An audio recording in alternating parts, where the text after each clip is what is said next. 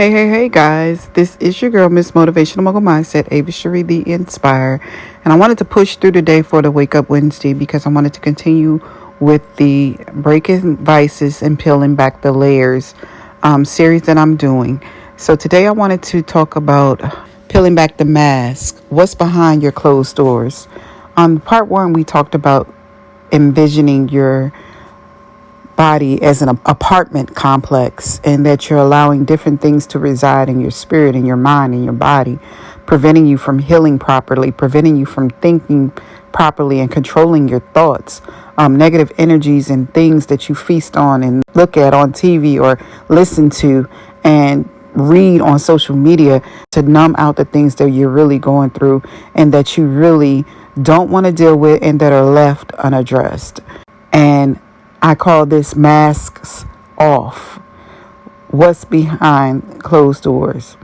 So when we get behind closed doors, we're somebody else.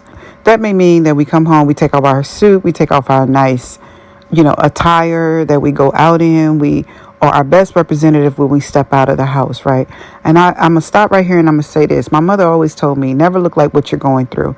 And it helped me get through a lot of my years of troubled times, pain. She said, don't ever go out the house looking broke down, disgusted, where somebody can see and know that you're suffering or going through something.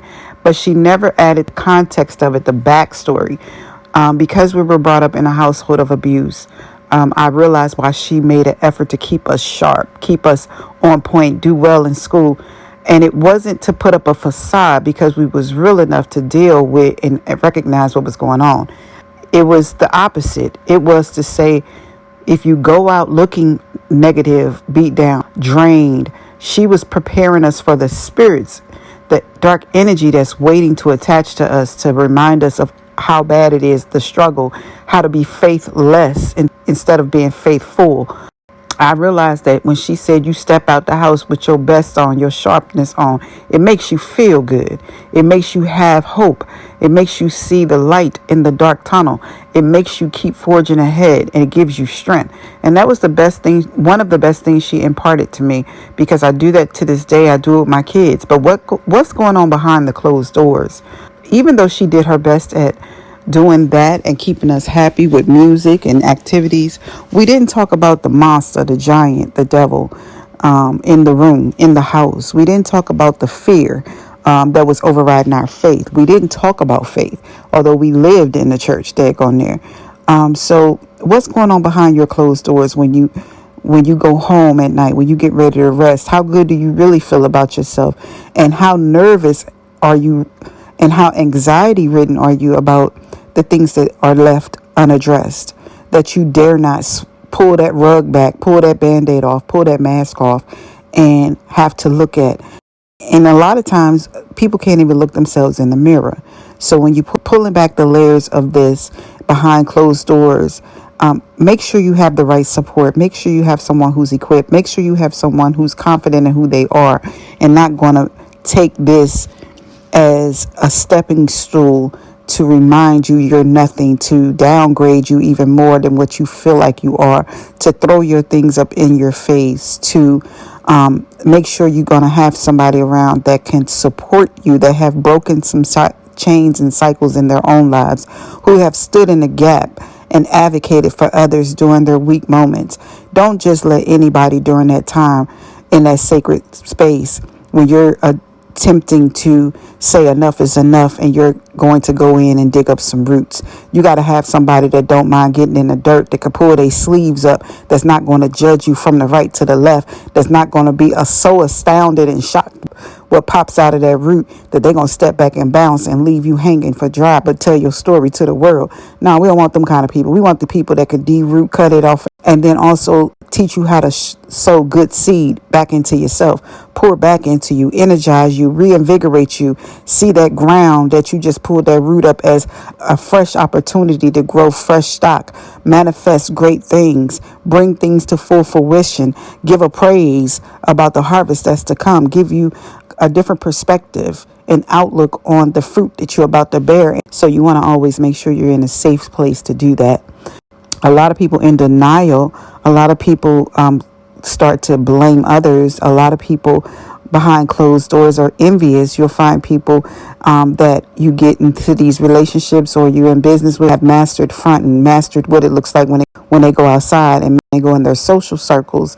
Other people don't even realize they really don't know that person until their world falls apart. Because guarantee you this, when you're connected to a root of envy, jealous, hatred, bitterness, ugliness, jealousy, controversy, deception, manipulation, and so forth and so on, when you connected to a root like that and it has taken up shop and you have put on layers and layers to cover it up, it's only going to be a matter of time. God's word does not return to him void. He will send someone to correct and cause a stir in that and start to expose you. So when you get behind closed doors, the only way you're going to isolate yourself is to isolate yourself and reside with them demons and them dark spirits. And guess what? Some people have just given up and don't think that they are worthy enough to break those chains, that they have the know-with-all or the strength and the power to do so. But let me tell you, just as much power as you have to get up in front and be something that you're not and act like and blame everybody else for your issues when you know your root is sitting right in the center of your being, then you have accepted forfeiting your power that you are just enough to front. You have not been on the receiving end of what God has for you. You haven't even given yourself a chance to live and breathe the light of the Lord. You haven't given yourself a chance to breathe and live and receive your blessings and the full harvest of what God has for you, because you have accepted that this root was here, this is done to me, and this is just going to be who I am. And that is where part of that term hurt people came up. I just don't believe in it anymore. Because I realized I've been hurt, and it was a choice I made not to hurt other people. It's a choice to choose to break a cycle. It's a choice to reflect on the hurt, not live in the hurt, but also know that on your watch, you are put here in purpose to protect others from the same thing. So if you've just gone through something and you know how to put a mask on, but you ain't digging deep with nobody, you ain't telling nobody how you came out, you ain't got no testimony, because a lot of people ain't even out of it yet, but you can tell people just how to front, then you're really not living on purpose. You're intentional about deception, intentional about manipulation. You're intentional about deceiving others. And that is what you do behind those closed doors. You go in, you celebrate yourself with them dark energies, them dark spirits.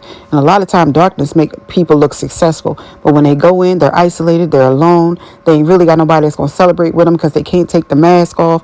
They go in the house, they buy all this stuff to make themselves feel full, but they full of shit, basically. Because guess what?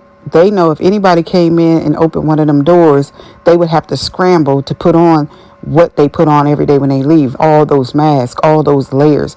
And then if you get close to them, you start peeling it back. If you don't know who you are, they're going to close you up in the center of that. They're going to close you up and try to connect you to that root, because it is their choice to continue to operate in that. And anybody around them, they want them to conform or get on. And it is your decision to make the choice and remember where you've come from, and not have so much pity, not have so much sympathy and empathy that you stay trying to help people peel back layers that's trying to swallow you whole and alive. All right. So I'm going to leave this right here. Think about what we just said, what's behind all these closed doors. Ask yourself where that dark energy in people live, rests, resides, rules over the authority of their mind. Can you imagine what those things do to people that's sitting behind closed doors with all those masks on, that has given power over to this entity, this energy? And what is the dangers when you encounter that? That's when you start talking about all these different mental health disorders, spirits, and all of this that goes along with someone who has developed an obsession with putting on masks, because now everything around them is not reality. Everything around them is something that they don't even believe, but they want to make it appear to be something and what it is. It's an illusion. And they become so delusional that anybody that comes in contact with them, anybody that wants to be around them, has to accept it, settle for it, or turn a blind eye to it. And that's where we're going to go into part 3. All of the casting of the different spells and energies and the mesmerizement of this mask behind the closed door. Until next time, feast on this, rewind it, play it back, like, share, and subscribe. This is going deep, guys. I just want to get this out because I'm full, and I'm going to give it as I see it in the spirit and as God downloads it to release to you guys. Be safe, be prayed up. Go back to the other blog, part 1, and ask God to illuminate your armor to you so you know how to use it in warfare, in daily rebuke, and repent. All right? Until next time, this is your girl. God's love and God's peace to you all.